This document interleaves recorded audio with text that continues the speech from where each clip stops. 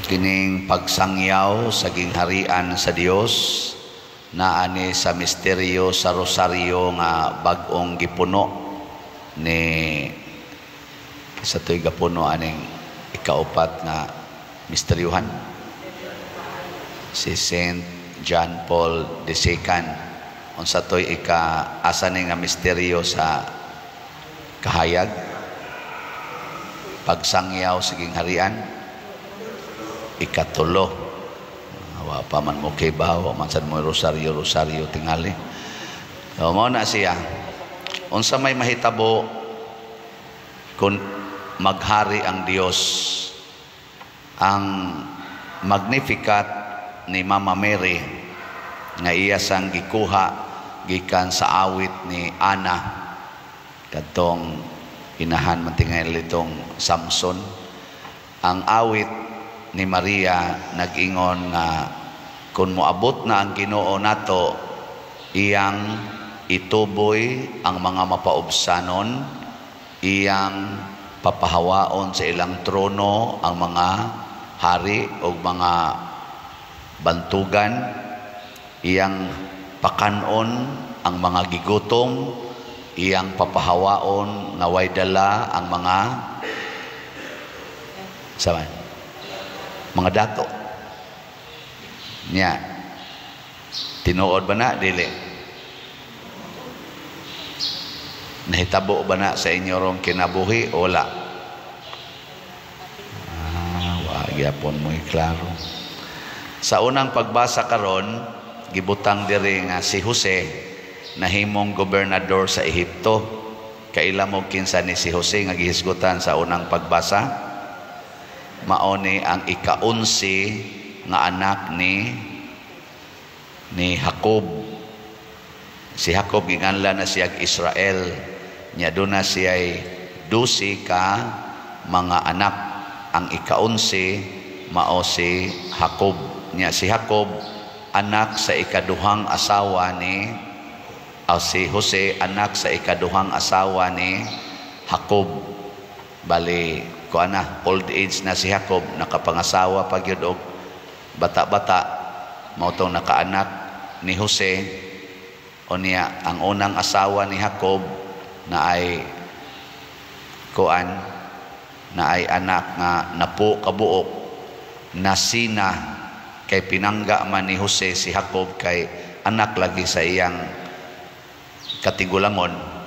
O niya may pagyud kaayo mo interpret og mga damgo, murag gitagaan og gift ba sa pag-interpret aning mga damgo.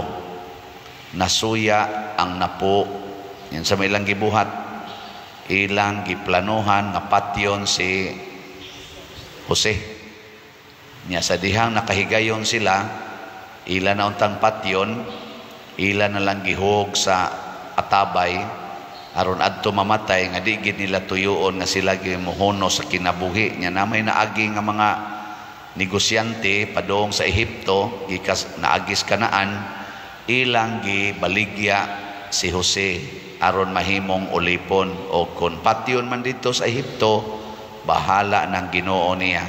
Nya ila dayong gipatuo ni Jacob nga ang iyang anak nga singanlag Jose gikaon sa mga gitukob, gikunis-kunis sa mga bangis nga mananap. Nagda sila sa sinina ni Jose nga ilang gihukas gikaniya, ilang gihumod sa dugo sa mananap nga ilang gipatay. Unya gidadayon nila ngadto sa amahan, porting hilak ni Jacob. So dinaog-daog si Jose, sinalikway si Jose. Apan kay si Jose gipahari man niya ang Ginoo sa iyang kasing-kasing, gitabangan siya sa Ginoo. Ang iyang pagkabinilanggo nahimo ng gawasnon, ang iyang pagkaulipon nahimo na siyang gobernador. Nya gigamit yapon niya ang iyang wisdom. Gisultihan siya sa Ginoo nga adunay umaabot na huwaw sa tibuok kalibutan nga mulungtad og mga 3 ka tuig man siguro to. So kining 7 ka tuig nga malambuon ang Ehipto matud pas Ginoo ngadto niya, tiguba ni, pahimusli ni, pagtigom og maayo aron dunay sobra ang inyong pagkaon nga makasustiner og 3 ka tuig.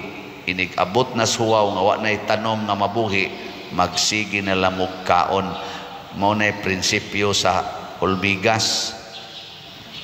Kabantay mo sa hulmigas o kanang mga bees, anang naa sila'y balay, di ba mura mo nagmotubo ilang balay, kay magsige na sila hakot panahos ting init nya. Inig abot na sa tinguan, di man kalakaw ang hulmigas, kay gagmay man kayda sila, maanod na sila sa tubig, aadto ra na sila silang balay, sige kaon, way problema. Masamumto na siya kuan. Mausa na siya prinsipyo sa kadang cooperative.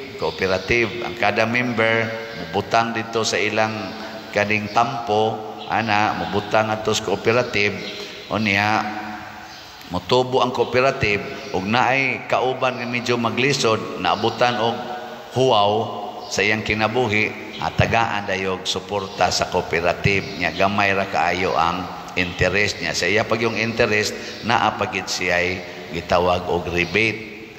Di kwarta lang gyapon. Gyapon mo makaibaw. Mao nay prinsipyo sa pagpalit na tog slot, no? Tampo-tampo ta, ginagmay din palit mong slot, SBF dag. Hantod nga mudaghan siya, ginagmay-gagmay, pero mudaghan.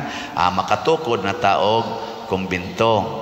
Ikaw niya pa dir, asa mang huwaw diha. Ang huwaw, kay mahurot ng imong kwarta sa sige nimong palit. Yaon sa may sunod mo hitabo, iuli nas Ginoo nimo 100-fold. Mo ni pinakanindot nga premyo. Haron ang kabos mahimong adunahan, apan kadtong wa mo palit tungod kay gustong magdato kawad-an sa iyang kinabuhi, sa iyang kwarta. Mao na niyang hitabo sa mga igsuon ni Jose. Sige silang sina ni Jose, ilang giwagtang si Jose sa ilang kinabuhi aron sila ragyoy manunod sa katigayunan o bahandi sa ilang amahan. Pag abot sa huwaw, nangita na sila pagkaon, nakadungog sila nga ang Ehipto purting daghanang pagkaon, nangadto sila sa ilang igsuon nga si Jose. Wa ra ba sila kaila? Gipapriso silang Jose kay nailhan man sila. Testingan ba? Nya giingnan dayon, sige, paulion ako ning uban ninyo ang usa ibilin. Unya kadtong kamanghura ninyong anak o igsuon, motoy igsuon ni Jose sa inahan nga namingawan sa ginyag maayo si Benjamin or Benjamin. Dad adire. Mo ni nagmahay na sila kani mauna ni ang silot nato kay atong gidaog-daog ang atong igsuon katong Jose nga bata. Nagminahayay na ba ingon sa Ruben, ingnan bitaw tamong ayaw tong buhata, inyo yung gibuhat, mauna ni gigaba-gabaan na ta, kita na sa gisilutan. Unsa man na siya in relation sa paghari sa Dios, iya sang pamaton ang atong kaugalingon sa atong mga sala. Basta muhari ganina ang Ginoo din hinato, gawas nga mausab ang dagan sa tong kinabuhi, muarang-arang ba, muarang-arang, dili mo mahimong uyamot, makamatngon pagita sa atong sala. Busa kanang mga tao nga miuswag ang kinabuhi, ni arang-arang ang kinabuhi, pero sige gyapong pakasala, wa pa na harii sa Ginoo. Sige, lingi ay mong tupad ing na giharian na kas Ginoo. Una ha, mo ni ang duhang mahitabo basta maghari ang Ginoo. Ang atong kinabuhi mo arang-arang, kay ang gigutom mabusog na, ang kabos maarang-arang na, ang mga dinaog-daog mahimo ng mga pangulo or inila. Pero ang partner ani repentance of sin. So wa gani nang repentance of sin, igo ra kang ni asinso, wa pa nay Ginoo. Nabitay mo dool na ko usahay nya mo konsulta ba, Father, unsa man ning akong kahimtang sala ni dili nako, unsa may mong kahimtang di sa doon ako'y bana sa una Nya porti magyong salbahisa pader. Napugos lang kog minyo ato kay nabuntis man ko nya ang iyang kaning akong mama ug papa di man gusto nga di ko pangasawon pero wa gyud ko kauyon atong tawhana pader. Mao tong pagkaminyo og ginamo pulos raman kasakit kulata ang akong madawat porti pag yung mga bit hangtod gibiyaan gyud ko pader. Na nya karon gibiyaan naman ko niya wa man sad mi anak nakakita ko ron og bag-ong akong bana buutan kay pader na nami anak tulo ka buok nindot kay among pagpuyo sige sa kog simba sige kog tabang simbahan pero wa lagi mi makasal pader kay tungod manggod kay wa man ko makafile og kaning sige na naliti nako file og naliti sa di mo sabot ang Ginoo pader o wa na lang ni total gabinuotan masad mi pader wa man sagid may magbinuang ako honest ko sa ako karong kapuyo siya sad honest tad nako wa gyud magbinuang pader dili na din na pwede pader sa inyong paminaw sawan ningon dayon ko pagtubag pagkaanugon sa inyong kabuutan nga adto ra day mo sangko sa impierno anugon ba ang inyong pagbinuotan nga mosangko sa impierno ngano man nako sala manggunagod nga nagpuyo-puyo mo di ba gauna kag sala ga premarital sex nya namabdos ka mura man tingtog na ectopic sa to na nawa tong iyang gimabdos pero tungod kay mabdos gid pakasal nya man wa sila na makaanak kay nawa nakuha man tong bata pero kinasal na bati man kay batasan ang iyang kuan iyang bana di nagkabuwag. Sunod, sa nahitabo, nanasad siya bag-ong nakitaan, buutan na. Diyos noon kayo, sige silang simba, pero di lang kuno sila mukalawat, kay lagi di man pakalawaton ang way kasal. Bisan pagkasal sa huwis, di man gyapon na nato itugot nga mukalawat, kay wala pa may sacramental wedding. Nako, anugon kayo? Tiwasan na lang na tanan siya, mahalasan mo apply o kuan pa dire. Annulment. Kaysa civil mga 100,000 niya ari ka simbahan mga 40 to 50,000 ako ay apply lang na kaysa wa ka makausik og 150,000 ibutang ta lang o niya adto ka sa impierno mo sangko o kamo na ang sitwasyon na sa inyong buhaton mag annulment pa mo o di na doko-doko malamoy okay raman sana pa din good ana raman san mo no oy ayaw gyud repentance of sins pagbasol sa sala nya part anang maong pagbasol sa sala mao ang pagsakripisyo sakripisyohi antusi pag limpyo ang imong kinabuhi sa sala ako din siyang giingnan sige mahal man ka ng kuan gasto sa apply og annulment sa simbahan adi magina annulment declaration of nullity kanang murabag i-declare lang sa simbahan nga ang inyong marriage invalid from the beginning tungod sa mga depekto nga na-exist o naadiha mao na nga ako siyang giingnan aron wa na kay gastuhanan pagbuwag na lang mo anang imong gikapuyo friendship na lang mo nya di na mo magpuyo sod sa usa ka balay or sod sa usa ka kwarto nya buwag na mo agree na mo nga friendship na tabangin na lang nagbuhi ang inyong mga anak unya kanini ang wa na mo'y hilabtanay isip mura kunuhay og banag asawa di na mo mag-sex nya pangumpisal mo kana dako kay nang sakripisyo ha pero way gasto o kamo papilion ta mo asa may inyo total na naman mo'y anak tulok buok pero wa na to di na mo magdog di na mo magsigig huna-huna nga imo ng asawa imo ng bana gitawag sa gyapon ni siya sakripisyo nga way gasto katong declaration of nullity sakripisyo nga dunay gasto. Pero ang nakanindot lang sa dato og ma-approve na, pwede na mo magpakasal. Nganong ako maning gihisgutan kay gikapoy nagyud kog sulbad ani mga kaso. Sigihan ta ko busy kay ko karon nya tagaan kog mga kaso kay ako may defender of the band, usas mga defenders of the band din sa atong bang diocese bas kaning atong tribunal sagaran des mga kaso among giatubang kana mang marriage nga mangayo og declaration of nullity. Nya busy biya kay kustanan hapit na magani ko dili gani ka lingkod kay perting bisihan nya tagaan pa jud ko na upat na kakaso ang akong giatubang.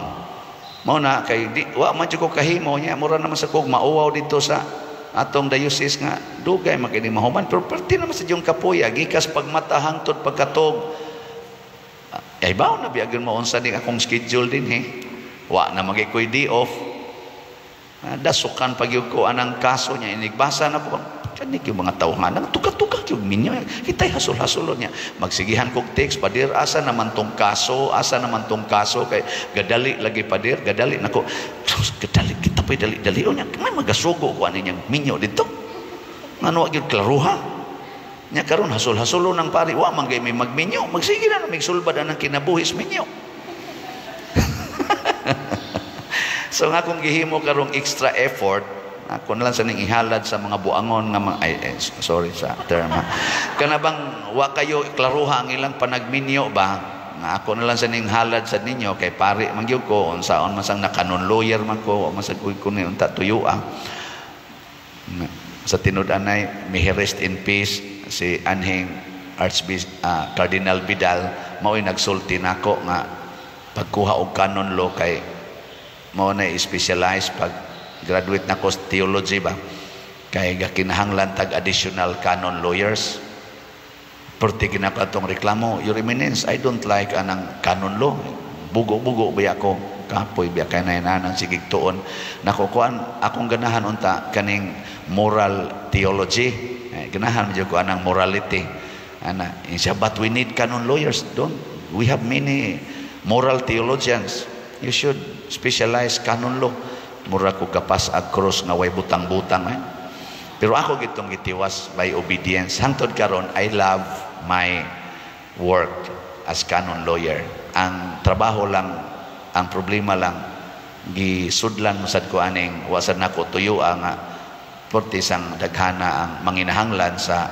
akong panahon isip preacher isip counselor isip tigmisa sige sa noong kolekta pero saan nga nakaroon ang akong gibuhat mumatag ko alas 3 sa kaadlawon hapit na ni mga muduha ka buwan aron akong trabaho kayo ari ko magtrabaho sa adlaw diot sa anak ko sa kwarto tuktokon ko pader di ay taga Davao pader di ay taga Negros pader di ay taga Canada pader di ay taga Australia ni palitra bagslat o diya makigpa-picture nimo makig-istorya nimo manaog na sa ko inignaog na ko dire eksaka dito pagkakapoy ibalik ang trabaho may pagmatog tana sa mo tuktok ako wa man gyud mo tuktok og kadlawon amo na alas 3 kadlawon magtrabaho ko hangtod alas 5 karon hinoon kalois Ginoo nahuman na nako ang duha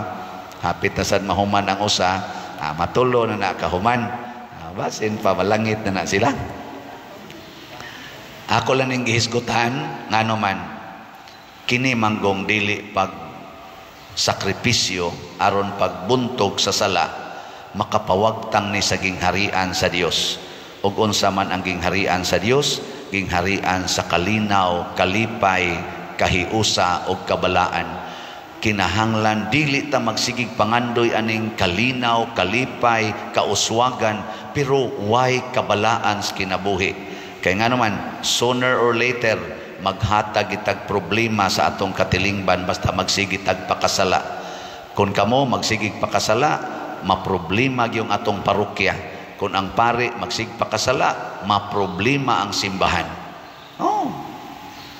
sige lingay mong tupad ing na mamiya na ta sala ha. Naa kana siging linibakay, siging sinawayay, siging away, siging pamakak, siging premarital sex, siging same sex, siging corruption, unsa pa na diha mga sala, pangwarta na, siging pangutang nya di ra ba mo bayad, na sige sag paningil, tag-as ra ba kay interest ipatong, mga sala ni nga atong angay hunongon. So ay naghunong, di ba malinawon kay tas tanan. Muna, imbis nga inyo untang ipakasala, may pag-ipalit dalag slat. Kaya kaning sala, gastom kayo na. Sigarilyo, pananglitan, inom, drogas, kanang kabit-kabit, kanang pasiging pa-beauty anang inyong mga naong, mga babae. Ana, mahal kayo na. Mahal kayo ba?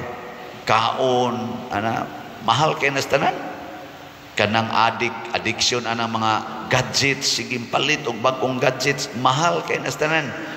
May pa og mawag arinong wag tango nang naang mga bisyuha, mas maay pag inyong ipalit og slots. Nga naman, barato ra. Naalay promo gamay, 4 slot challenge. Naay promo, no? Nya kada palit og slot, naadayon mo'y 100-fold blessings gikan sa Ginoo. Di manibakak kay gisulti manis Ginoo, di sa ni pagpahimulos kay angay man sa ning isangyaw. So salamat sa namalit na tog slots sa SBF DAG. As of yesterday, ang atong halin niabot na og 32,472 slots. Pakpak. Naapay 43,528 nga available slots. Sige lang yun mong palit niya. Kung ganahan mo appeal sa 4 slots challenge, pasabot mo palit mo 4 ka slots. Pahinungod ni sa akong ika-4 na katuig nga pagka-parish priest, labi na gidinhi sa atong parokya. Ako 4 na mo katuig karong August 6. So hangyo ko ninyo, kung nalipay mo sa akong pagka-parish priest, palit mo 4 ka slots worth ni og 2,000. Labing minus lang na siya. So as of yesterday, ang 4 slot challenge nga atong nadawat niabot na sad og 80 ka 4 slot challenge. Pagpakyapon. Kanindot ani. Akong pangandoy ani moabot lanig 1,000 ka 4 slot challenge. Okay na kayo.